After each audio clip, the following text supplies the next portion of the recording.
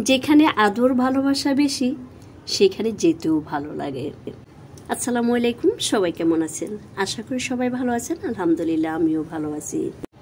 আজ আমি নিমন্ত্রণে চলে এসেছি আমার ছোট চাচার বাসায়। আর এখানে এসে আমার ছেলে মেয়ে এবং আমার কাছে অনেক ভালো লেগেছে। ভালো লাগার একমাত্র কারণ হচ্ছে তাদের আদর ভালোবাসা। ছোট চাচি গতকালকে ফোন করে দাওয়াত করলো আজকে ওনাদের বাসায় যাওয়ার জন্য। আমার বাসা উত্তরা, আর কাকার বাসা হচ্ছে আশকোনা। দূরত্ব বেশি না, তাই ভাবলাম যাওয়াই যায়। বাসা থেকে বের হতে হতে আমাদের অনেক সময় লেগে গেছে। প্রায় 1:45টায় আমরা বাসা থেকে বের হয়েছি। আমাদের দেরি হচ্ছে দেখে কাকা আবার ফোন করলো। এ হলো আন্তরিকতা। বাসার সামনে গিয়ে দেখি কাকা দাঁড়িয়ে আছে আমাদের জন্য। বাসায় আসার পর আমার ছোট চাচি এবং চাচাতো বোন এত খুশি হয়েছে যে তাদের খুশি দেখেও মনটা ভরে গেল। আপনি যেখানে যান না কেন, খাওয়াটা বড় কথা না, বড় কথা হচ্ছে আদর আপ্যায়ন। আর এদিকে দেখতে পাচ্ছি আমার চাচি আমার ছেলে মেয়ের জন্য তাদের পছন্দের সকল খাবার প্রস্তুত করেছে। আমার ছোট চাচির রুচি অনেক সুন্দর। তিনি খুব ভালো মনের একজন মানুষ, একজন ভালো গৃহিণী, একজন ভালো ওয়াইফ এবং একজন ভালো মা। আমার 2জন চাচাতো ভাই বোন। চাচাতো ভাই জার্মান গিয়েছে গত 3 মাস আগে। চাচাতো বোনও ইন্টারনেট করছে। কাকাদের বাসায় আজকে কয়েকটি জিনিসে আমার কাছে খুবই ভালো লেগেছে, তাই ভাবলাম আপনাদের সাথে শেয়ার করি। যেমন এই যে দেখতে পাচ্ছেন পাখির বাসাগুলোতে পাখি দেখে অনেক ভালো লাগলো। আরও ভালো লাগলো বারান্দায় এই যে ফুলের টবগুলোকে দেখে। বারান্দা 2টি অনেক ছোট, তারপরও ছোট 2টি বারান্দাকে অনেক সুন্দরভাবে সাজিয়েছেন। একটি বারান্দায় ফুলের টব শুধু, আর আরেকটি বারান্দায় পাখি এবং ফুলের টব। এখানে দেখতে পাচ্ছেন অ্যাকুরিয়াম, আর খুব চমৎকারভাবে অ্যাকুরিয়ামে মাছগুলো খেলাধুলা করছে। এবার আমি ঢাকা ঈদ করেছি। অনেকে প্রশ্ন করেছেন কেন ঢাকা ঈদ করেছি।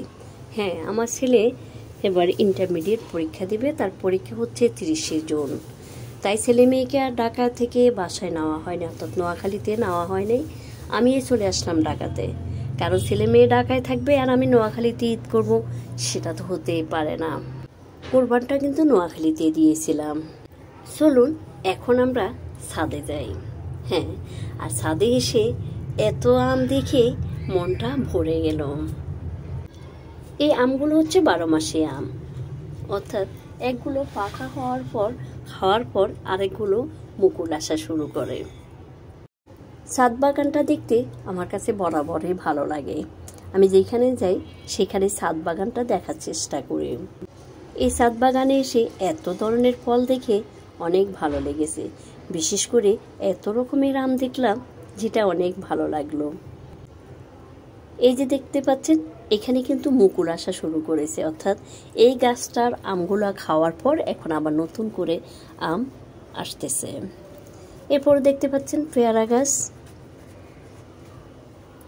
এখানে অনেকগুলো পেয়ারা ধরে আছে। এরপরে এখানে দেখতে পাচ্ছেন ডালিমের ফুল দেখা যাচ্ছে এদিকে।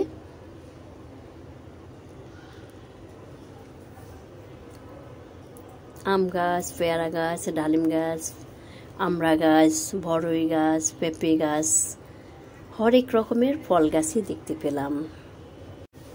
আবার এদিকে দেখতে পেলাম সায়না পেয়ারা, যেগুলো নাকি অনেক ছোট ছোট হয়। আপনাদের কাছে কেমন লেগেছে ছাদ বাগানটি অবশ্যই কমেন্টস করে জানাবেন। সন্ধ্যা হয়ে আসছে, তাই বাসায় যেতে চাচ্ছি, কিন্তু আমার চাচি বাসায় যেতে দিচ্ছে না আমাদেরকে। এদিকে দেখি তিনি আবার বিকালের নাস্তা রেডি করে রাখলো। আমার ছেলে মেয়ের যে পছন্দের খাবার ঠিক সেগুলোই তৈরি করে রাখলো।